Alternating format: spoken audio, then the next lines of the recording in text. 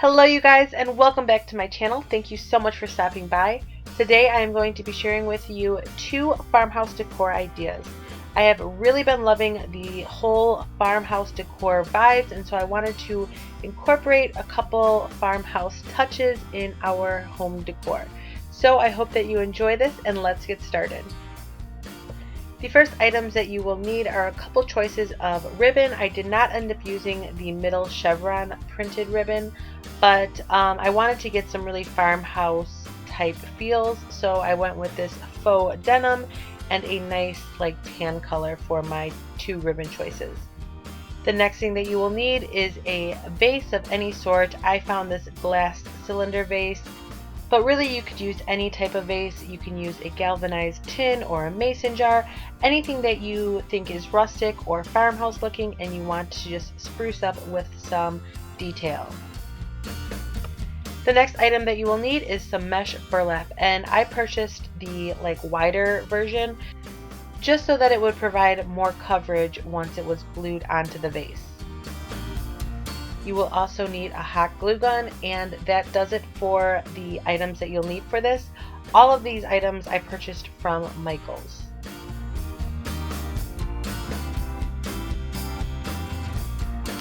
So the first thing that I'm going to do is kind of get an idea of how much of this burlap, this mesh burlap, I will need to surround my vase with. Once I have that marked off, I'm going to cut my desired amount.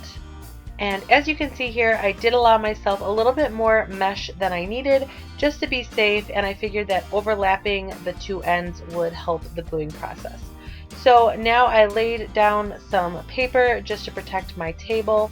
Whenever I receive shipments in the mail with this protective paper, I always keep it just for crafts. It always works out for a really nice way of protecting your surfaces. So now I'm going to get gluing on the mesh burlap. I do have to say that the gluing process of this was a little bit tricky and frustrating. I'm not sure if it's the mesh burlap material that makes it really just hard to stick to the glass, or if it was the type of glue that I was using. I'm not sure, but I was having a hard time. So there is quite a few glue marks that are left around this vase, which isn't a huge issue, but you could definitely tell this was a DIY.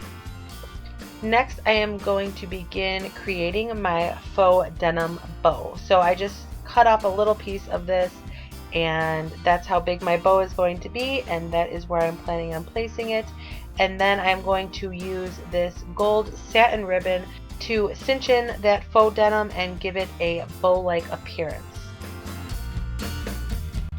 So once you kind of wrap the gold satin ribbon in the middle of the faux denim ribbon, you kind of get that bow-like appearance, but I wanted to take it one step further. So I folded in the center of this and kind of gave it some ridges.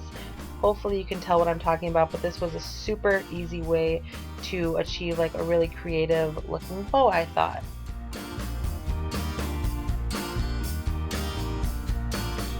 And then just to ensure that these little ridges stayed in place properly, I added some glue and just scrunched those back together and held it tightly for about a minute. I just wanted to make sure everything was nice and secure.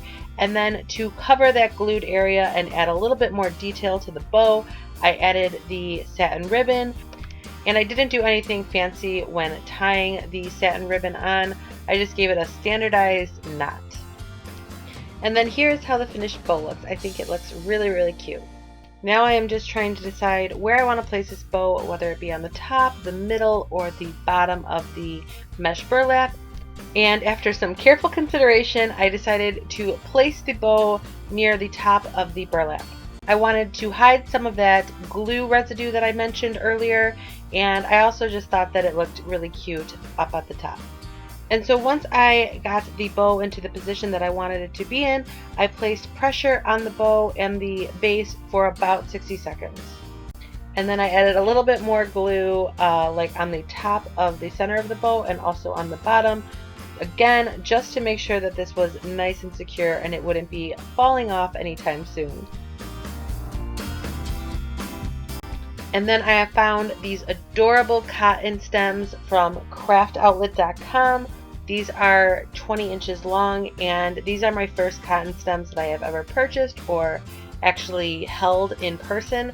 So to me, I think that they are very, very good quality, but I don't know too much about working with these. So as of now, I have nothing bad to say about the quality of these cotton stems. But what I'm doing is kind of separating them. Again, I'm not really sure how to work with these, so I don't know if they're supposed to be separated or if they're all supposed to be bunched together. But I decided to separate them just a little bit to make them look more full. And so that about does it for this first Farmhouse DIY home decor. I really hope that you enjoyed it. I really like how this turned out. I think it's super cute. I think that it gives off a ton of farmhouse feels. And so let's get started with our second farmhouse project. So for this second project, you will need a crate. I found this really beautiful rustic looking crate from Michael's in their Harvest Fall section. And besides the rustic appeal that I think that this crate gives off, I of course love how meaningful these words are, and I love the bright white cursive font. So all around, I was just really excited to be able to use this crate for this project. And then again, you will need another vase. So for this, I decided to use this galvanized tin, but again, you can use any vase of your choosing, anything that looks rustic to you. I would suggest though getting a vase or tin or mason jar that is taller than the crate that you will be using. And then similar to that last DIY, you will need some cotton stems, and these ones are different than the 20-inch cotton stems. I did order these from craftoutlet.com as well, but they are a different brand. These ones are 30 inches long, and the stem of these are a bit different in color.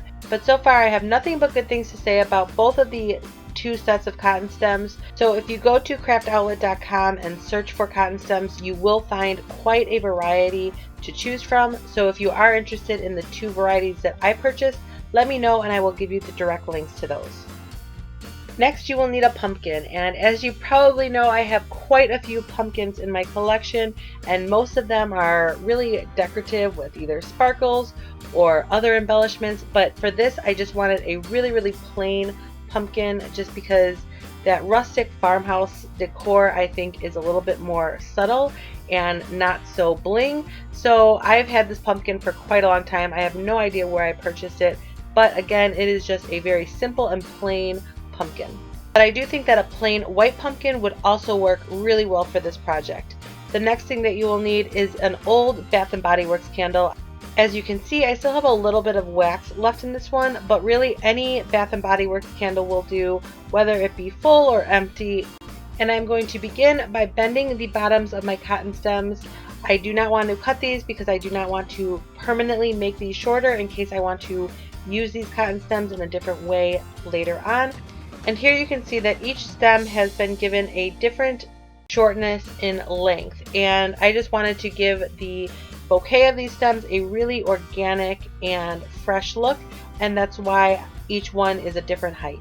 And then I am going to be using the wrapping that these cotton stems came in, and I'm going to be wrapping the stems, and I'm also going to be using a strip of styrofoam so that these will sit nice and tight in this galvanized jar.